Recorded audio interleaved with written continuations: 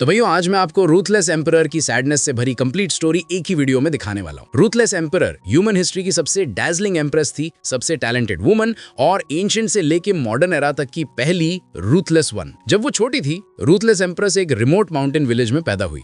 उसके पास न पेरेंट्स थे न कोई फैमिली, सिर्फ एक बड़ा भाई जिसके सहारे वो जीती थी और वो उसके सहारे। उनकी चाइल्डहुड सिर्फ हार्डशिप्स से भरी हुई थी। एक घोस्ट फेस मास्क ही उनका एकलौता टॉय था। गिफ्ट्स का मतलब तक समझ नहीं आता था। एक बार उसके भाई ने एक ब्रॉन्ज का टुकड़ा तोड़कर उसके लिए एक रिंग बनाई। वो रिंग सही से नहीं बन पाई थी, लेकिन वो छोटी सी लड़की उसे अपने सबसे प्रेशियस ट्रेजर की तरह संभालती थी। लेकिन फिर आई फेदर्ड डिवाइन नेस्ट और सब कुछ डिस्ट्रॉय हो गया। उन्होंने उसके भाई को पकड़ लिया क्योंकि उसके अंदर सीक्रेट फिजिक था। जाते वक्त उसने गोस्ट फेस मास्क ले लिया और ब्रॉन्ज रिंग उसे दे दी और वही उनका आखिरी मिलना था। उसके भाई को अर्थ के कुनलोन इमॉर्टल लैंड ले जाया गया, जहां उसे इमॉर्टल कॉल्ड्रोन रिपेयर करने के लिए सैक्रिफाइस कर दिया गया। सालों बाद रूथलेस को सिर्फ उसकी बोन्स मिली और एक ब्रॉन्ज घोस्ट फेस मास्क जो रोती और हंसती हुई एक्सप्रेशन के बीच में ट्विस्टेड था, पूरा हेल्पलेसनेस भरा हुआ। रूथलेस टूट कर रो पड़ी एंड यहीं से सब कुछ स्टार्ट हुआ। वो कल्टिवेट तक नहीं कर सकती थी, लेकिन फिर भी एक ब्लड सोक्ड पाथ पर निकल पड़ी, एक ऐसा रास्ता जहां से वापस आना इम्पॉसिबल था। आगे चलकर वो डिवॉरर एम्प्रेस बनी, जिसका नाम सुनते ही यूनिवर्स के लोग कांप उठते थे। उसका स्टार्टिंग पॉइंट तो लिटरली डस्ट से भी नीचे था। कोई डिवाइन फिजिक नहीं,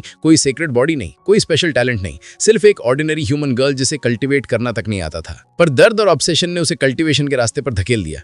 टैलेंट जीरो, कल्टिवेशन इम्पॉसिबल, लेकिन फिर भी उसने फेट को चैलेंज किया और राइज की। प्योर ऑब्सेशन से उसने heaven devouring demon art create की, जिसमें वो स्ट्रॉन्ग लोगों की बॉडीज डिवोर करती थी। ये एक इरिवर्सिबल डेमोनिक पाथ था। लफंगों की तरह नहीं, बल्कि एक एम्प्रेस की तरह वो बैटल्स पे बैटल्स लड़ती गई। होली सन्स को मारा, प्रोडिजीज को एक्सटिंक्ट किया, एंशिएंट किंग्स को चैलेंज किया और लाशों के पहाड़ पर चलते हुए आगे बढ़ती गई। उसने हर वुंड, हर लाइफ एंड डेथ बैटल सिर्फ एक ही वजह से झेली, अपने भाई को रिवाइव करने के लिए। आखिर वो मॉर्टल बॉडी से ही फेट को तोड़कर हेवनली फॉर्म तक पहुंच गई और उसकी रेडियंस ने पूरी हिस्ट्री को इल्यूमिनेट कर दिया। जब वो एम्प्रेस बनी, उसने 9 हेवंस और 10 अर्थ्स को ब्लड से लाल कर दिया। अपर रेल्म्स के सुप्रीम्स भी उससे डर कर थरथराते थे। सब लोग उसके सामने झुकते थे। एम्प्रेस बनने के बाद उसने फेदर्ड डिवाइन नेस्ट को एक ही स्ट्राइक में वाइप आउट कर दिया और फिर वो स्टारी स्काई क्रॉस करके कुनलोन इमॉर्टल लैंड पहुंची, इमॉर्टल कॉल्ड्रॉन को एक पाम में क्रश कर दिया और हजारों एंसेस्ट्रल ड्रैगन बीस्ट को मार डाला। पर रिवेंज कंप्लीट होने के बाद भी उसका भाई नहीं आया। उसके पास वर्ल्ड शेकिंग पावर थी, लेकिन अपने चाइल्डहुड की वार्मथ वो कभी वापस नहीं ला पाई।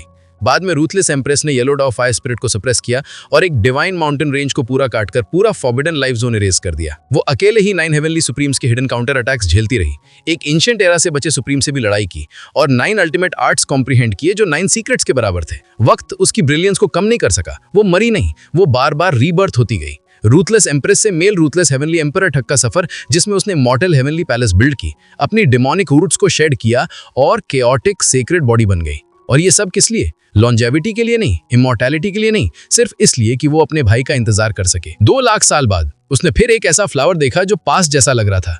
एक ऐसा इंसान आया जो 9 ड्रैगन कॉफिन पर बैठकर स्टार्स के पार से आया था। 100 इयर्स बाद डार्क कैलामिटी के फाइनल क्राइसिस में ये फाइन ने डेथ को रिजेक्ट करके टैबू सुप्रीम्स के खिलाफ बैटलफील्ड में जंप किया और वहीं पर रूथलेस एम्परर की ट्रू बॉडी फॉरबिडन लैंड से अवेकन हो गई। उसने अनमैच्ड पावर से 7 रिजरेक्टेड सुप्रीम्स को मार दिया। इस वजह से स्टोन एम्परर को वापस इमॉर्टल बैटलफील्ड जाना पड़ा और डार्क टर्मोइल लैंड हुआ। बाद में ये फान रिजरेक्ट हुआ और फिर से राइज किया, स्टारी स्काइज कॉन्कर किए और इनविंसिबल बन गया। जब वो फॉरबिडन रीजन्स ऑफ लाइफ को पैसिफाई कर रहा था, ruthless empress bronze immortal palace के ऊपर खड़ी थी, रेडी टू स्ट्राइक, और बाकी फॉरबिडन जोन्स उससे डर के सामने नहीं आए। ये फान ने 4 सुप्रीम्स को स्ले करके शांति लाई, लेकिन एम्प्रेस जानती थी ये फान उसका भाई नहीं है। अगर वो जबरदस्ती अपनी मेमोरीज उसमें डाल भी देती तो भी कोई मीनिंग नहीं होता, क्योंकि वो माउंटेन विलेज वाला लड़का नहीं था। वो बस ये देखना चाहती थी कि जब ये फान इमॉर्टल डोमेन में जाकर अल्टीमेट ब्रिलियंस पाएगा तो क्या उसमें उसके भाई की फ्लावर वाली सोल रेजोनेंस जाग सकती है। इस वजह से एम्प्रेस ये फान के साथ इमॉर्टल डोमेन चली गई, इमॉर्टल रोड पर उसके साथ लड़ाई की। वो ये फान और बाद में वूशी, ये 3 बन गए स्ट्रॉन्गेस्ट गोल्डन ट्रियो, एक ही एज के 3 हेवनली एम्परर्स। इमॉर्टल डोमेन में भी उसकी ब्रिलियंस फेड नहीं हुई। वो ये फान और वूशी के साथ एरी रेस से लड़ी, कई रेल्म्स को डिफेंड किया और टाइम के लॉन्ग रिवर तक ट्रेवल किया हाथ येलो एम्परर के ट्रेसेस ढूंढने के लिए। जब फाइनल वॉर शुरू हुआ और एरी रेस ने सब कुछ स्वीप कर दिया तो वो फिर सामने आई। एक फॉर्मर हेवनली एम्परर होने के नाते उसने टाइटन्स के साथ मिलकर फाइट की। जब हुआंग का गिर जाना हुआ तो होपलेस सिचुएशन में सैक्रिफाइस डाउ ब्रेक थ्रू किया और अपनी लास्ट ब्रेथ तक लड़ती रही। ये थी रूथलेस एम्प्रेस की पूरी लाइफ। उसके पूरे सफर में सिर्फ एक चीज उसके साथ बनी रही, वो घोस्ट फेस मास्क। एक मास्क जिसमें हंसना भी था और रोना भी था, वार्मथ भी थी और दर्द भी। दूसरों के लिए तो वो सिर्फ बचपन की याद होगी, पर उस छोटी लड़की के लिए वो उसकी रूह का सबसे प्रेशियस हिस्सा था। उसकी लाइफ हार्डशिप एंड सैडनेस से भरी थी, पर उसके लेजेंड्स इन्फिनिट थे। इवन दो वो इतनी पावरफुल थी, इतनी ब्रिलियंट थी, फिर भी उसके दिल के सबसे करीब उसकी चाइल्डहुड ही रही।